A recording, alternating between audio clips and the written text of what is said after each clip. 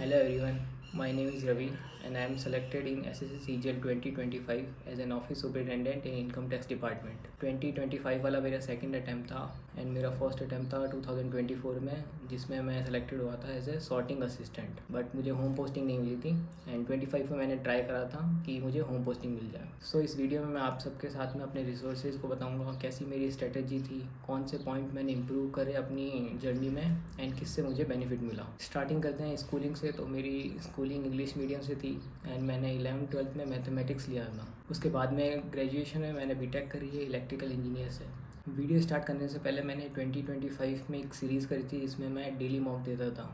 अगर वो आप चाहते हैं कि मैं अभी भी रेगुलर करूं तो आप एक बार कमेंट करके बता दीजिए कि मुझे करना चाहिए या नहीं करना चाहिए। Let's begin with the resources. सबसे पहले बात करते हैं रीजनिंग सब्जेक्ट। देखिए, इसमें दो कैटेगरी होती है कि अगर आप बिगनर है या फिर आपने फर्स्ट टाइम तैयारी कर रहे हैं, आपका ये फर्स्ट अटैम्प्ट है, और एक होते हैं रिपीटर जिनको मतलब बेसिक आइडिया होता है, जस्ट थोड़ा सा इंप्रूवमेंट की ज़रूरत पड़ती है। तो अगर जो बिगनर है, आई थिंक आपको एक कोर्स खरीदना चाहिए स्टार्टिंग में पहले, जैसे पीयूष सर का कोर्स ले लीजिए या फिर मैथ्स मेनिया के। तो उससे क्या होगा, आपको शॉर्ट ट्रिक्स पता चल जाएगी। आता तो सबको है रीजनिंग में, आप 20 मिनट्स में सारे क्वेश्चन सॉल्व कर सकते हैं, बट 20 मिनट बहुत ज़्यादा टाइम कंज्यूमिंग होता है, तो आपको उसको कम करके 10 to 12 मिनट्स में आपको रीजनिंग खत्म करनी है। तो उसके लिए आपको ट्रिक्स पता चले कि आपको क्वेश्चन मतलब पेन उठाने की ज़रूरत बहुत कम बार पड़नी चाहिए। आपको लाइक क्वेश्चन देखते ही उसका आंसर का पाथ पता होना चाहिए। तो उसके लिए आपको एक कोर्स में ज़रूरत पड़ेगी जिससे आप सारे टॉपिक्स क्लियर हो सकें। सेकेंडली, जैसे आपने अगर कोई मॉक लगाया एंड 25 में से आपके 20 क्वेश्चन हो जाते हैं, कुछ ऐसे क्वेश्चन होंगे 5 to 6 जिसमें आपको प्रॉब्लम आएगी, जैसे कि set theory, statement based questions, या फिर कुछ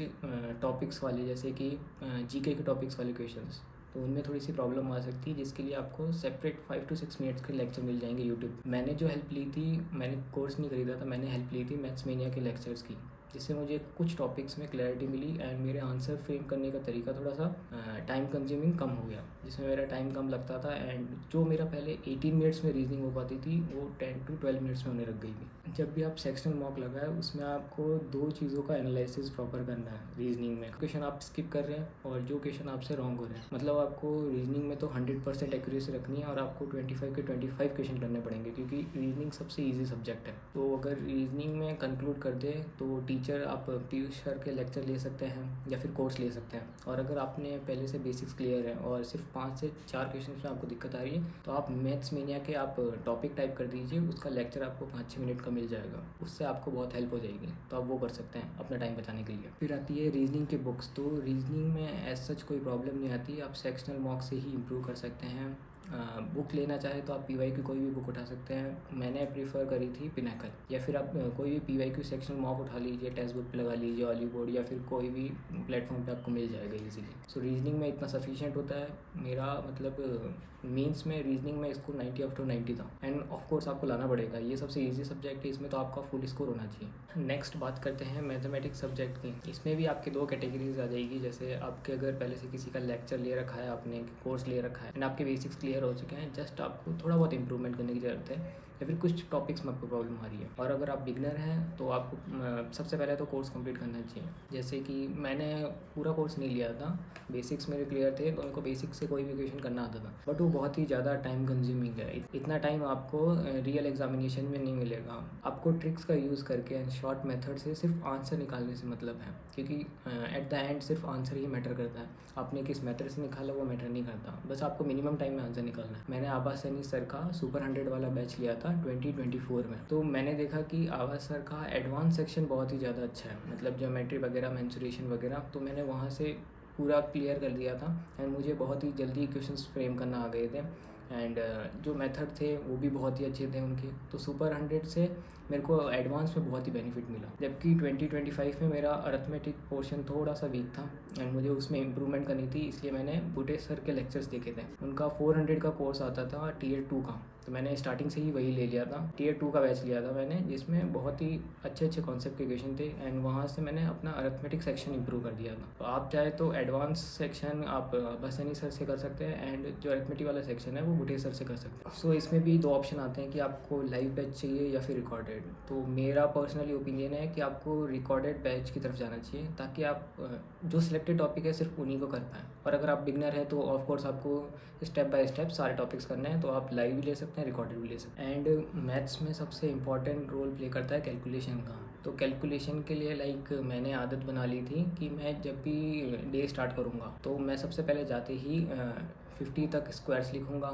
टेबल लिखूँगा अप टू 35 तक, और क्यूब लिखूँगा अप टू 30 तक। इससे आपके छोटी छोटी कैलकुलेशन बच जाती है, आपके स्पीड अप हो जाता है। आपको पहले से टेबल्स आती है तो इजीली आप मल्टीप्लाई कर लोगे, एंड आपका जो 2 से 3 मिनट लगते वो 1 मिनट में हो जाएगा। एंड मैथ्स में आपको ये ध्यान रखना है कि रिवीजन प्रॉपर करना है। तो रिवीजन कर नहीं सकते क्योंकि बहुत सारे टॉपिक्स हैं आपके लिए, अरिथमेटिक है, एडवांस है, और उनमें भी बहुत ही अलग अलग टॉपिक्स हैं। तो आपको करना ये है, जैसे भी आपका 70% सिलेबस हो जाता है, आपको सेक्शनल मॉक स्टार्ट कर देना, जिससे आपके 25 क्वेश्चन अलग अलग टॉपिक कहेंगे, तो उससे आपका पूरा ओवरऑल रिवीजन हो जाएगा। एंड जो टॉपिक आपके वीक है, जैसे मान लो टाइम एंड स्पीड डिस्टेंस का नहीं हुआ, टाइम एंड वर्क का नहीं है, तो आपको बस स्पेसिफिक टॉपिक रिवाइज करना है। मैथ्स में रिवीजन का यही है, आपको सारी शीट सिर्फ 2 बार सॉल्व करनी है, एंड फिर स्पेसिफिक टॉपिक पे पहुंच जाना है आपको, एंड उनके क्वेश्चंस आपको डेली सॉल्व करना है, ताकि जिसमें आपको वीक सेक्शन है वो इम्प्रूव हो सके। इसके लिए आप मैथ्स के 3 सेक्शनल मॉक लगा सकते हैं दिन में। ये जब आपका पूरा कोर्स कंप्लीट हो जाए उसके बाद आपको ये रेगुलर करना है कि 3 सेक्शन मॉक मैथ्स के, जिससे आपसे स्पीड इंप्रूव हो जाएगी, एंड टॉपिक्स आपके नज़रों के सामने से निकलते रहेंगे तो आपको ईजी लगेगा।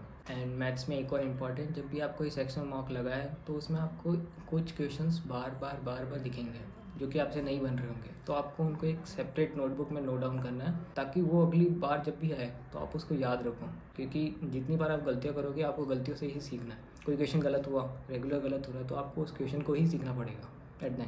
तो उसके लिए सेपरेट नोटबुक में नोट डाउन कर लीजिए ऐसे क्वेश्चंस, ताकि आपको बाद में ईजिली पड़ जाए। तो टीचर्स का मैंने बता दिया कि आभा सैनी सर और भुटेश सर दोनों का आप बैच ले सकते हैं, या फिर इनसे पढ़ सकते हैं। ये यूट्यूब पे भी ऑनलाइन पढ़ाते हैं, तो वहाँ से भी आप पढ़ सकते हैं। एंड दूसरा, अगर PY की बुक की तरफ आप जाते हैं तो सेक्शनल मॉक हालांकि बेटर है, लेकिन अगर आप फिर भी बुक प्रीफर करते हैं तो आप PY की कोई भी बुक ले लीजिए, या तो पिनाकल ले लीजिए या फिर ओसवाल की बुक्स ले लीजिए।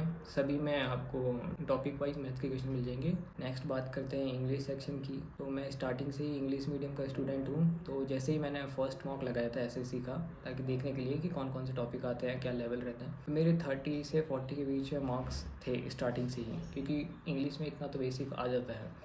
बाकी मुझे दिक्कत आई थी वोकैब में एंड ग्रामर में मेजरली, तो उसके लिए फिर मैंने टीचर प्रीफर करा था। मैंने अमन सर का कोर्स बाय करा था, जिसमें वो ग्रामर का सेक्शन पूरा कवर करा देते हैं, एंड आपको पैसेज करना है तो उनका Tier 2 का बैच आता है, तो उसमें पैसेज भी अवेलेबल थे। बट मैंने सिर्फ ग्रामर का पोर्शन लिया था, एंड मैंने अमन सर की बुक बाय करी थी, जो कि उनकी ग्रामर के नोट्स की बुक है। उसमें आपको ग्रामर के सारे टॉपिक मिल जाएंगे, उसमें वोकैब नहीं है, सिर्फ ग्रामर के रूल्स वगैरह कैसे सब कुछ एक्सप्लेन करा हुआ है ईजी तरीके से। तो आप चाहे तो वो बुक बाय कर सकते हैं, वो बुक बहुत ही बेनिफिट करेगी, मतलब आपको ग्रामर में तो कोई प्रॉब्लम नहीं आएगी। एंड वोकैब के लिए देखा जाए तो ब्लैक बुक सबसे बेस्ट है, बट ब्लैक बुक को खरीदने का भी तरीका होता है। आप इतनी बड़ी बुक और 3000 4000 OWS IDMC ये सब डेली रिवाइज नहीं कर सकते। तो आपको करना ये है कि आपको पहले तो ब्लैक बुक पढ़नी है, OWS IDMs हो गए, सिनोनियो एंटोनियो स्पेलिंग वाले 2 बार आप पढ़ेंगे तो आपको मेजॉरिटी ऑफ चीज़ें याद हो जाएगी। उसके बाद आपको जो सिनोनियम एंटोनिम याद नहीं हो रहे, उनको आपको सेपरेटली नोटबुक में नोट डाउन करना है, ताकि आप अगली बार रिवाइज करें तो आपको 3000 नहीं करना पड़े, आपको 300 वर्ड्स, स्पेसिफिक वर्ड जो याद नहीं हो रहे सिर्फ वही रिवाइज करने पड़े। ये मैंने पर्सनली करा था। एंड मैं जैसे कोई वर्ड आ गया तो मैंने उस वर्ड को लिखा एंड उसका हिंदी मीनिंग लिखा, ताकि मुझे समझ में आ सके, एंड मैं इसी के सिनोनियम और एंटोनियम फ्रेम कर सकूँ। जब भी ऑप्शन आएगा, एक वर्ड आएगा, तो आपको अगर हिंदी में उसका मीनिंग पता है तो आपको इस सिनोनियम और एंटोनियम उसके आसपास के वो फिगर आउट हो जाएंगे कि वर्ड पॉजिटिव है, नेगेटिव है, इससे क्या रिलेटेड हो सकता है। 3 वर्ड तो रिलेटेड होंगे और एक अलग होगा, वही सही ऑप्शन होगा। तो हिंदी में लिखने का ये बेनिफिट रहा। एंड आपको 3000 को सम अप करके 300 इंपॉर्टेंट वर्ड्स लिखना है। ये आपको वोकैब के लिए बहुत ही इंपॉर्टेंट है। ऐसा ही OWS और IDMs के लिए भी करना है। एंड ये तो प्री तक तो ठीक था। मैंने मेंस में इंग्लिश माध्यम का 70 का रुपीज़ का कुछ कोर्स आता है टेस्ट सीरीज़ का, तो मैंने वो टेस्ट सीरीज़ बाय करी थी।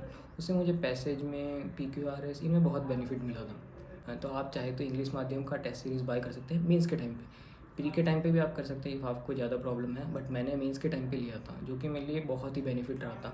एंड मेरे शायद तक 45 मैंने अटैम्प्ट करे थे, इसमें 3 या 2 क्वेश्चन ही गलत हुए थे इंग्लिश में। सो इंग्लिश में तो PYQ की बुक लेने की कोई नीड नहीं है, आप चाहे तो टेक्स्ट बुक से मॉक लगा लीजिए सेक्शनल, वो आपके लिए सफिशिएंट रहेगा। एंड टीचर का मैंने बता दिया, अमन सर ही लिए थे। मैंने स्टार्टिंग से ही एक ही टीचर को फॉलो करा था, वो है अमन सर। इसके बाद फाइनली आता है जीएस सेक्शन। जीएस सेक्शन का मैंने स्पेसिफिकली ऐसे कोई बैच नहीं लिया था, क्योंकि मेरी आदत ऐसी है कि मैं वीडियो लेक्चर थोड़ा सा अवॉइड करता हूँ एंड मैं प्रीफर करता हूँ बुक या फिर नोट्स पे। तो मैंने नोट्स प्रीफर करे थे, जो कि परमार सर के नोट्स थे स्टार्टिंग में, क्योंकि नोट्स में परमार सर के जो नोट्स थे उससे सीधे सीधे ऑप्शंस एलिमिनेट हो जाते थे एंड ईजिली आपको आंसर आ जाता था एंड वो पढ़ने में भी बहुत ही ज़्यादा ईजी है।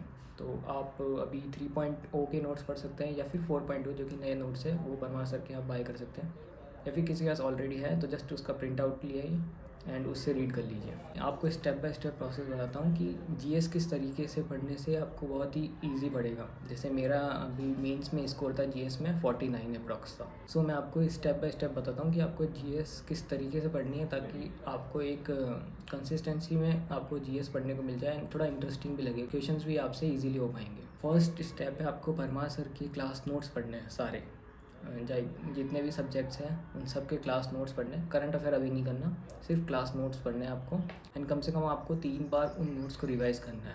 3 बार आपको वो सारे नोट्स पढ़ने हैं, तभी आपको पता चलेगा कि कौन से सब्जेक्ट में क्या है, क्या कैसे होते हैं ये चीज़ें, आर्टिकल्स वगैरह, इकोनॉमिक्स में कॉन्सेप्ट हो जाएंगे, हिस्ट्री में डेट्स वगैरह ये याद होने लग जाएगी। 3 बार एटलीस्ट आपको रिवाइज़ करना एंड उसके बाद में आपको 3 बार रिवाइज़ करने के बाद में आपको एक PYQ सेक्शन में मॉक लगाने स्टार्ट करने हैं आपको जीएस के, ताकि आपको पता चल सके कि क्वेश्चन किस तरीके के आते हैं, कौन से टॉपिक से ज़्यादा क्वेश्चन आते हैं, किस तरीके के क्वेश्चन आते हैं एंड कैसे आप ऑप्शन एलिमिनेट करके सही ऑप्शन को चूज़ कर सकते हैं। एंड उसके बाद आपको फैटमैन से पढ़ना है, क्योंकि फैटमैन में थोड़ा सा नोट्स से, जैसे नोट्स में अगर 2 लाइन लिखी हुई होगी किसी टॉपिक की, फैटमैन में 5 to 6 लाइन लिखी होगी, थोड़ा डिटेल में और इन डेप्थ में, ताकि उसके आसपास के क्वेश्चंस भी आप कवर कर सको। थर्ड, फैटमैन करने के बाद में आपको परमार सर के एक क्विज़ ग्रुप है टेलीग्राम पे, जिसमें डेली आपको 20 क्वेश्चंस की क्विज़ मिलती है, जो कि PYQ बेस्ड होती है। तो आपको वो क्विज़ लगानी है। स्टार्टिंग में आपसे 10 क्वेश्चन होंगे मान लो, धीरे धीरे करके इंक्रीज़ होते जाएंगे।